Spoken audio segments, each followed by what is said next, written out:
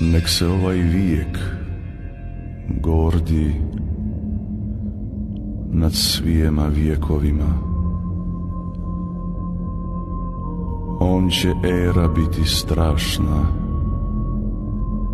ljudskijema koljenima.